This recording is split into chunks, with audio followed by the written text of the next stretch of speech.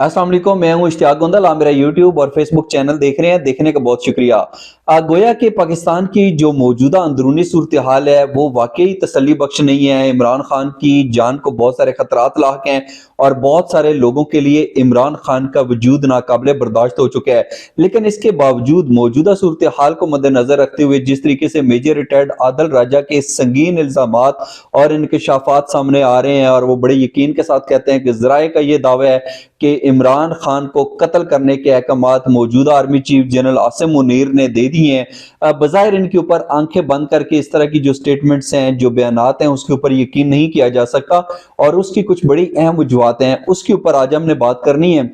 सबसे पहले तो मैं आपके सामने रखना चाहता हूं कि मेजर रिटायर्ड आदिल राजा ने कहा क्या है और फिर जरा हम एक जायजा लेंगे कि क्या वाकई जो उनके इल्जामात हैं वो हकीकत पर मबनी हो सकते हैं या वो महज जराए का लफ्ज इस्तेमाल करके सिर्फ और सिर्फ अपनी दुकान चमकाने के पीछे लगे हुए हैं। मेजर रिटायर्ड आदिल राजा ने बड़े यकीन के साथ कहा है, उन्होंने कहा जी कि ब्रेकिंग न्यूज है कि army chief general Asim Munir ने जो है इमरान खान के कत्ल के अहकाम दे दिए हैं और उन्होंने कहा है कि जोर बाजू यानी कि पूरी कुव्वत का इस्तेमाल करके पाकिस्तान तहरीक इंसाफ को तबाह कर दिया जाए और उन्होंने इस सिलसिले के अंदर फ्री हैंड भी दे दी है।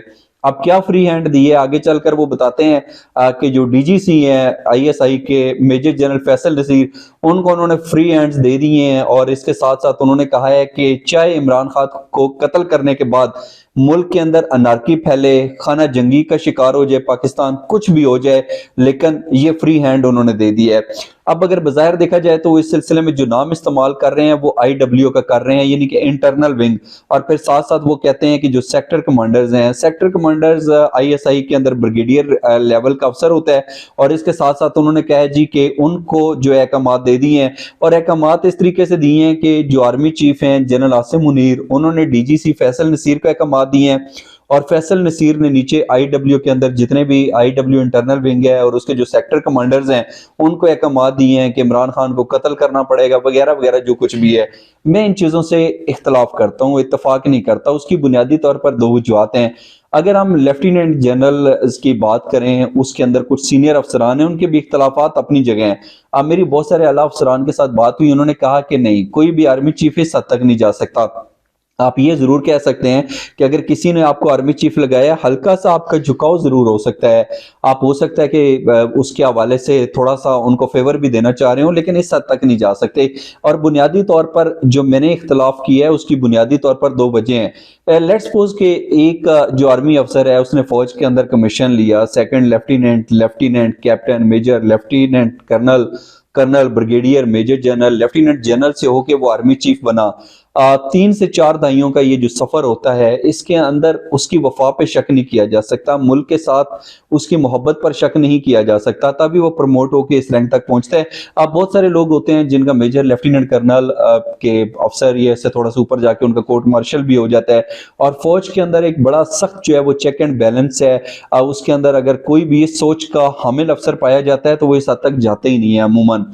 और एक तो ये वजह हो सकती है कि जब सारी जिंदगी आपने फौज को दी, आपने पाकिस्तान के तहफ़्फ़ुज़ के लिए काम किया, आपके अंदर हुब्बुल वतनी जो है वो ऑटोमेटिकली कूट कूट कर भरी होती है। तो ये कैसे मुमकिन है कि कोई आर्मी चीफ ये कहे कि मुल्क अनारकी की तरफ जाता है तो जाए, पाकिस्तान खाना जंगी का शिकार हो जाता है, तो कम से कम मेरा दिल जो है वो इस चीज़ को तस्लीम नहीं करता।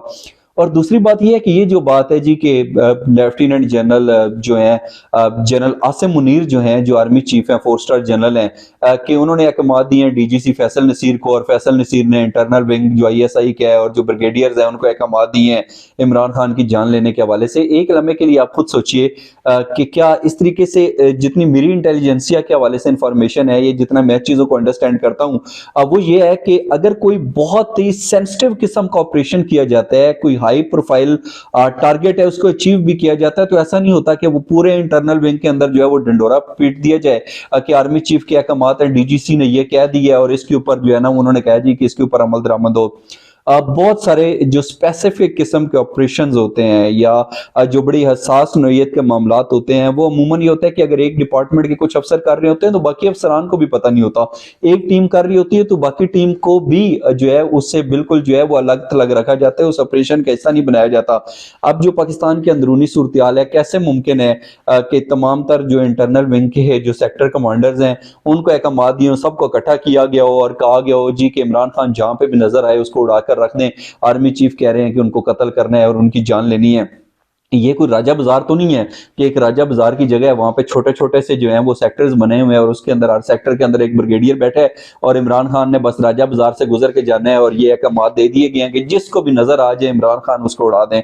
कम से कम अक्ल इस चीज को तस्लीम नहीं करती। जैसे मैंने पहले भी कहा कि ऐसा नहीं होता कि आप कोई भी, अगर आपने किसी भी तरह का कोई भी एक सेंसिटिव नोयत का कोई ऑपरेशन करना है तो आप ढिंडोरा पीट दें जी कि ये वाले अहकाम हैं और जिसको मिले उड़ा कर रख दें। अमूमन ऐसा नहीं होता और इंटेलिजेंसिया का ये वर्किंग स्टाइल भी नहीं होता। बहुत सारे ऑपरेशंस किए जाते हैं, बहुत सारे अहदाफ हासिल किए जाते हैं।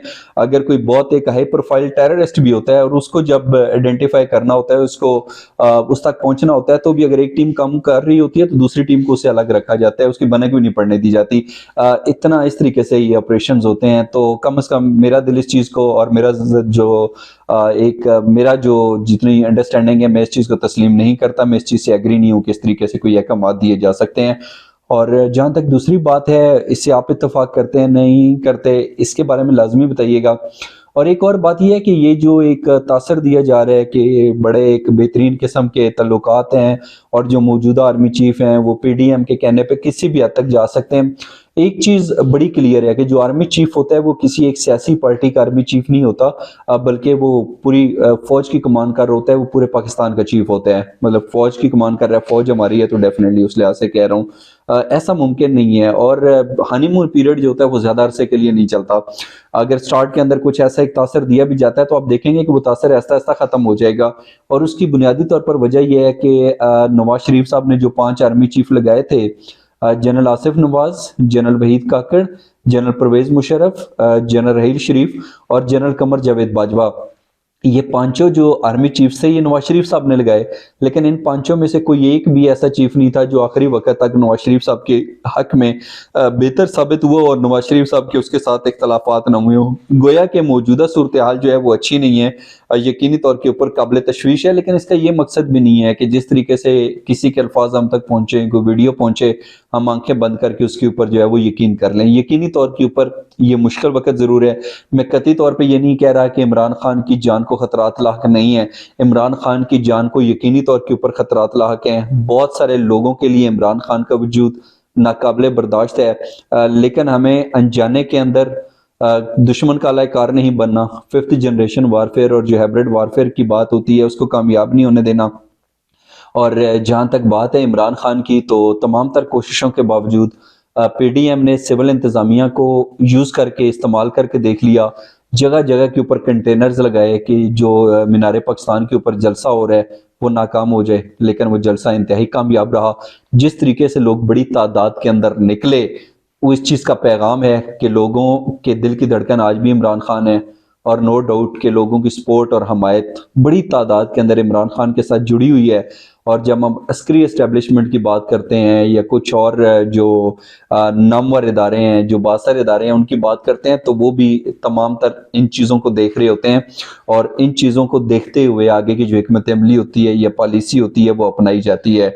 तो यकीनी तौर के ऊपर इस उम्मीद, इस यकीन और इस दुआ के साथ कि इंशाल्लाह ये मुश्किल वक्त ज़रूर है, लेकिन इस मुश्किल वक्त से तमाम तर पाकिस्तानी बाहर निकलेंगे। आज अंधेरा है तो क्या हुआ, कल रोशनी ज़रूर होगी। आज के व्लॉग के बारे में अपना कीमती फीडबैक ज़रूर दीजिएगा। अपना बहुत सा ख्याल रखिए। अल्लाह हाफिज़।